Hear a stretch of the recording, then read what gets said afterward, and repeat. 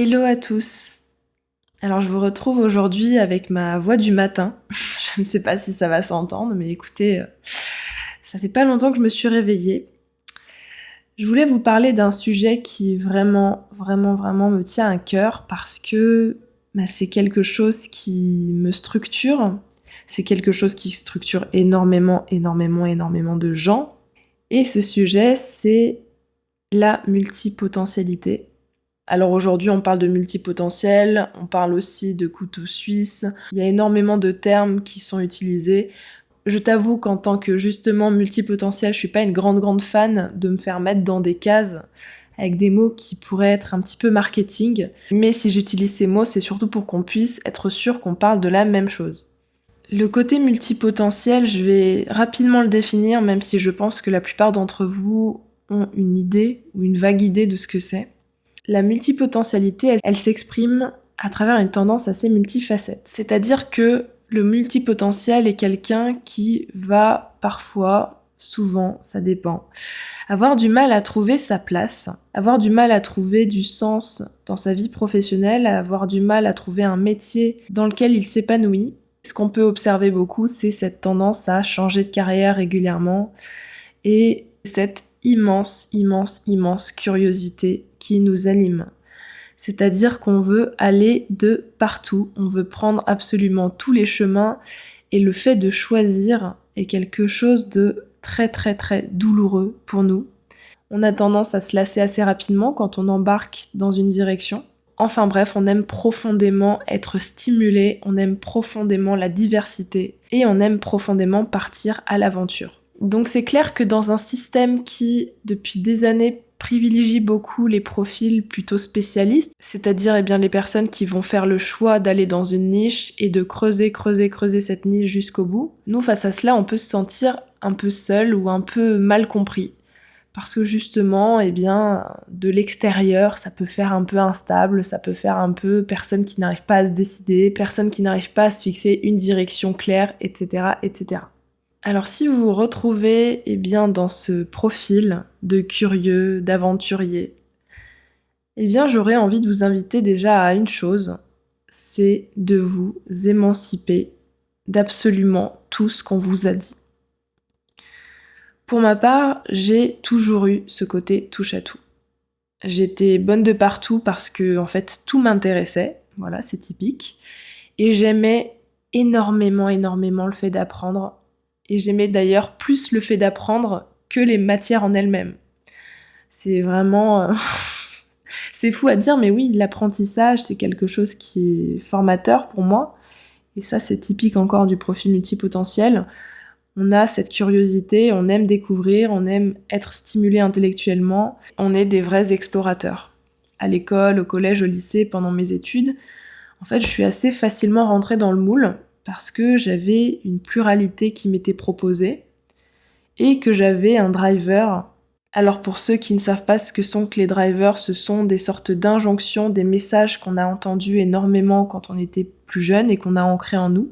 Et de mon côté, comme énormément de personnes sur cette terre, j'ai développé le driver de « sois parfaite ». Il faut absolument que tu sois parfaite. Et ce driver, en fait, il me portait à être bonne de partout, à briller absolument partout. Et puis à chaque fois qu'on me demandait de me spécialiser, savoir par exemple choisir le type de bac que je voulais faire, choisir le type de matière à la fac, moi j'ai fait du droit donc il fallait choisir entre droit public, droit privé, etc. Tous ces choix, pour moi, ils étaient d'un compliqué, c'était une horreur. Parce que j'avais aucune envie de choisir.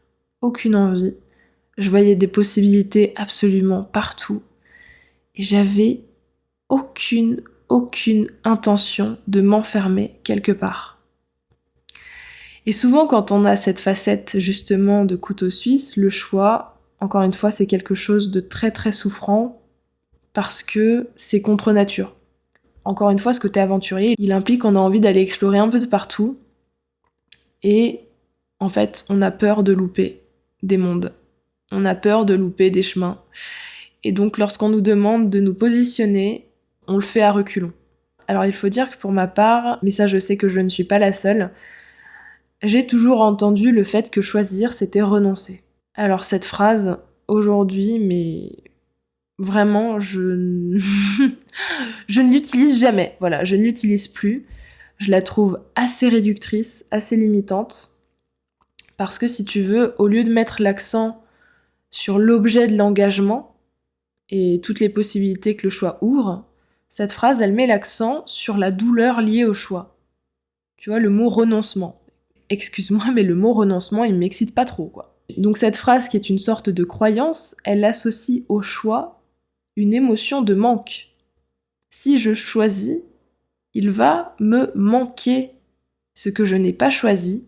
Et ça, franchement, encore une fois, ça me fait pas avoir des papillons dans le ventre, quoi.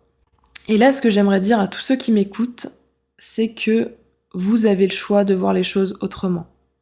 Vous avez le choix d'associer au choix l'émotion de votre choix. Je vous la refais. Vous avez le choix d'associer au choix l'émotion de votre choix. Et j'ai même envie de vous dire, vous avez le choix de tout, en fait. Vous pouvez ne pas choisir, vous pouvez choisir. Et vous pouvez aussi tout choisir. C'est-à-dire qu'au lieu de vous placer dans une logique de ou, je prends ça ou ça, qui est la logique qu'on apprend souvent, eh bien, pourquoi pas se placer dans une logique de et. Je prends ça, et puis je prends ça aussi, et puis je prendrai peut-être ça plus tard. Et je vous assure que dans l'énergie, ça change tout. Et en fait, l'énergie, c'est la base de tout. L'énergie avec laquelle vous faites les choses, l'énergie dans laquelle vous vous placez quand vous faites les choses, tout part de là. Pourquoi choisir ? Pourquoi ne pas s'autoriser à tout avoir, à tout viser si c'est ce qui vous correspond à vous ? Allez là où vous êtes appelé et ne vous culpabilisez pas d'aller de partout quand c'est ce que vous aimez en fait. Sur le plan professionnel, vous avez le droit d'expérimenter plusieurs métiers différents, vous avez le droit de tester, vous avez le droit de vous planter évidemment. En fait, vous avez le droit de tout. Vous êtes le créateur, vous êtes l'architecte. Et encore une fois, ce n'est pas parce que le monde actuel, les études font en sorte qu'on privilégie beaucoup plus la spécialisation, c'est-à-dire je vais dans une niche, j'y vais à fond pour en connaître absolument tous les recoins. C'est pas parce que cette spécialisation est encouragée que vous devez forcément aller là-dedans. C'est pas parce que vos parents vous disent que ce serait mieux d'aller dans cette branche et d'y rester, parce que si vous y restez, vous allez mieux gagner votre vie, parce que vous allez monter les échelons. C'est pas parce que vos parents vous disent ça que c'est ce qui va vous rendre profondément heureux. En fait, à aucun moment vous êtes obligé de vous spécialiser dans une seule activité, ni d'être expert dans tout ce que vous faites. Et vous pouvez voir votre curiosité comme un véritable cadeau. Un cadeau qui vous permettra d'aller toucher à plusieurs domaines, qui vous permettra de faire des liens, d'avoir une approche beaucoup plus globale que quelqu'un qui est très spécialiste. Donc oui, composez avec qui vous êtes. N'entrez pas en résistance avec qui vous êtes. Parce qu'on vous a dit que, on vous a fait comprendre que blablabla, etc., c'était pas bien, c'était pas assez stable. C'est justement en vous autorisant que vous ferez adhérer les gens autour de vous. Parce que il n'y a rien de plus communicatif que la joie ressentie par quelqu'un qui se sent à sa place et qui ose être pleinement qui il est dans toutes ses facettes. Vous savez, sûrement comme beaucoup d'entre vous, j'ai longtemps pensé que j'avais un problème. Parce que, ce que j'avais en face de moi, le monde que j'avais en face de moi, j'avais l'impression qu'il me donnait pas de place pour exprimer mes spécificités. Mais en fait, c'était pas le monde qui me donnait pas de place, c'était moi. Mais ça, on veut pas le voir. En tout cas, ça, c'est souvent douloureux d'aller le remarquer. Après, évidemment, c'est aussi important de conscientiser que l'école, elle a cette tendance à nous enfermer dans un cadre qui peut être limitant. Le cadre du « assieds-toi, écoute ce que j'ai à te dire, apprends-le par cœur, ne le remets pas en question, sois sage, rentre chez toi et reviens demain ». Cette dynamique, autant te dire qu'elle coupe beaucoup d'élan. Et elle contribue énormément à nous normaliser, à nous faire ressembler les uns aux autres, à nous faire entrer dans les mêmes cases, à enterrer nos spécificités et notre créativité. Pour moi, il y a un véritable enjeu de toute façon qui est lié à ces lieux d'apprentissage qui ont tendance à nous formater et qui nous apprennent en fait à obéir au système plutôt qu'à nous obéir d'abord à nous-mêmes, à nous connaître, à développer notre esprit critique, à développer notre faculté de penser par nous-mêmes et à devenir en fait souverain, souverain à tous les niveaux, souverain de nos pensées, de nos émotions et de nos actions.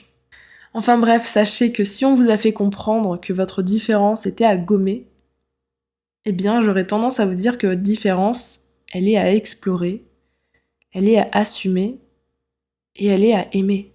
Vous savez les jeux où on fait entrer les formes dans des trous là, quand on est petit. Si votre forme n'est pas dans le jeu, créez-la. Créez votre trou. Et vous verrez en fait qu'il y aura plein de personnes autour de vous qui auront une forme similaire à la vôtre. Et vous verrez que ça en autorisera d'autres, justement, à créer leur forme. Vous savez, lorsqu'on est multifacette, souvent on a gobé l'idée du métier idéal. Vous savez, l'idée du métier qui nous attend, quelque part. Alors on cherche. On passe des années à chercher. Et à force de rêver ce métier, à force de l'idéaliser, en fait, on amplifie notre insatisfaction du moment et on noircit le tableau de notre job actuel. Mais le processus, il est exactement le même que pour les couples. En fait, il n'y a pas de personne idéale pour vous. La personne idéale, c'est celle que vous décidez de voir comme idéale, avec ses défauts et ses qualités. En fait, ça part de vous. Ça part de votre choix de vous engager à cette personne et de construire quelque chose avec. Et si vous constatez qu'au bout d'un moment, eh bien, la dynamique avec cette personne ne fonctionne plus, que peut-être vous vous y perdez, eh bien, c'est aussi vous autoriser à quitter le contrat et partir vers quelqu'un qui vous correspondra davantage parce que vous aurez évolué. Tu sais, il y a une constante sur cette terre, c'est que tout bouge, y compris nos rêves, nos besoins, nos aspirations, nos projets, nos envies, etc. Donc, autorisez-vous à aller voir ailleurs, autorisez-vous à ne pas voir ça comme de l'instabilité, mais juste comme une envie d'explorer, juste comme un besoin de vous écouter et de vous rencontrer. Voilà, j'espère que cet audio t'aura parlé. Si c'est le cas, eh bien n'hésite pas à laisser un message, n'hésite pas à le partager si tu penses que ça parlera autour de toi. Sache que j'accompagne et j'attire pas mal de profils multipotentiels comme moi, il n'y a pas de hasard. Si tu souhaites en savoir plus sur ce que je propose, tu auras toutes les infos en barre d'infos. Et quoi qu'il arrive, je te souhaite une superbe journée ou une superbe soirée, et je te dis à la prochaine.